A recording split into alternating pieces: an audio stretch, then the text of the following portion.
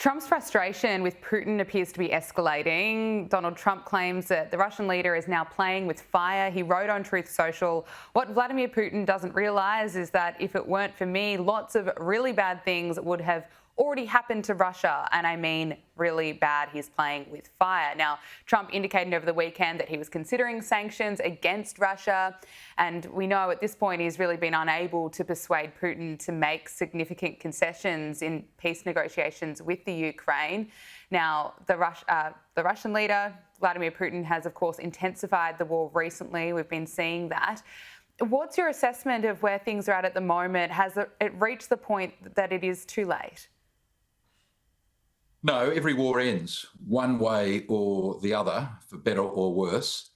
The Europeans are going to stick with the Ukraine. The Russians are going to continue what they're doing. The only hope for an immediate peace was Trump, his famous one-day declaration, which unfortunately hasn't come to pass. I think this will wax and wane for quite a while to come yet. In the end, they will reach some kind of peace deal. Obviously not to the extent that Trump wants, because he wanted this resolved quickly.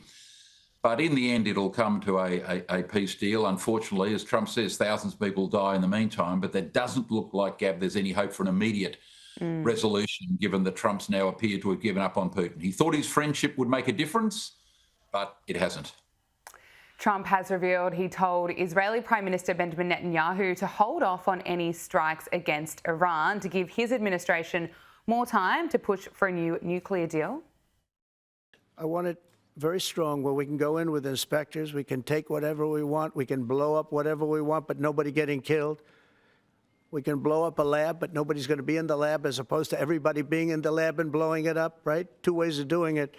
Yeah, I told him this would be inappropriate to do right now because we're very close to a solution. Now, that could change at any moment, but right now I think they want to make a deal, and if we can make a deal, save a lot of lives.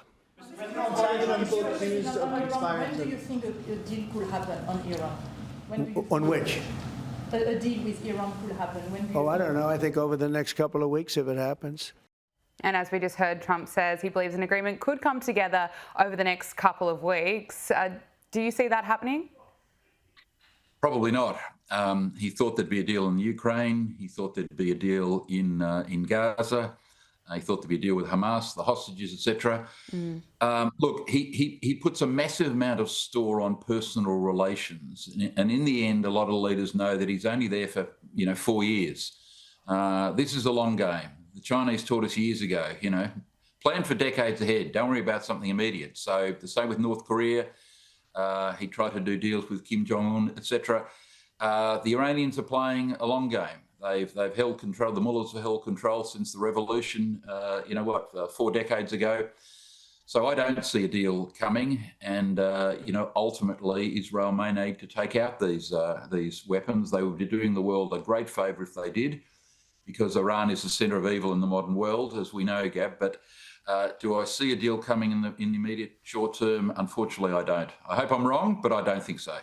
What's your assessment of how Donald Trump is perceived on the world stage right now? Do you think he's as feared as he once was, or should he be getting credit for really trying to be an anti-war president? He made one major tactical blunder, an immense tactical blunder. He fell into the trap of believing that he started no wars. I mean, obviously, he looked back at his presidency and people said to him, no wars started under you. And Trump took this view, looked at himself and thought, yeah, I'm a peacenik. I should be up there for the Nobel Peace Prize. So he basically said to the world he was surrendering American military power in the name of peace. He wasn't going to be an aggressor, apart from Yemen, where no one's really watching.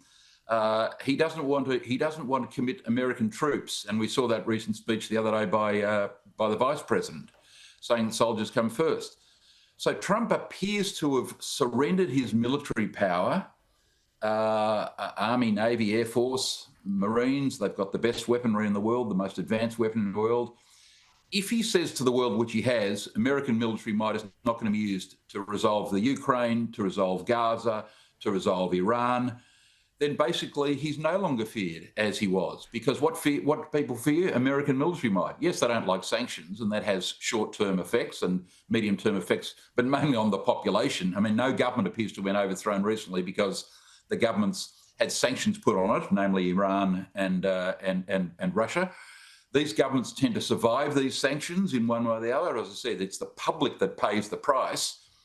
But in the end, if America surrenders its military power, no, Gab, it's not feared as it used to be. And that's one of the problems with Trump. He's negotiating now with one hand tied behind his back. Well, I'm sure he's still more feared than Joe Biden was, and I'm sure he's more feared No than doubt. Kamala Harris if she won the election. And that is who I have to ask you about, because the former Vice President has visited Australia. She spoke on stage at the 2025 Australasian Real Estate Conference on the Gold Coast over the weekend, and she is being slammed for delivering word salad after word salad. Here she is. You have the ability to understand the context in which you live, the context in which others live. You're more likely to then connect with them and understand what's important to them. The vast majority of human beings are very intelligent, regardless of their education level, regardless of where they're from, and intelligent enough to know whether when you are looking at them, you are looking at them with a level of respect. They will know that you are someone who is actually interested in their life and their reality and their fears and their dreams, or not. We spoke about this when it was announced that Kamala Harris would be paid hundreds of thousands of dollars to speak for an hour at this real estate conference. But now she's done it. She's spoken to the audience there. Listening to some of those clips, what's your reaction? Was it as bad as you thought it would be? I think it's worse. I mean, what vacuous babble that is, but that's what she's known for. I mean, let's be frank, she was a circus act at this conference. She wasn't there to enlighten the Australian property industry about payroll taxes, building costs, over-regulation, planning approvals, building approvals, the shortage of contractors, the price of materials, stamp duty, et cetera, et cetera. These are the things that are of real interest to real estate agents who were at that conference, thousands of them, and people in the building industry. She comes along and gives this, as you say, word salad, this vacuous babble. I mean, she was just a circus act. Let's be frank. No one learned anything from her speech. She was there for pure entertainment purposes, but good on her. I gather she got $500,000 for that speech. If she can get $500,000 for saying that, I would have done it for $400 myself.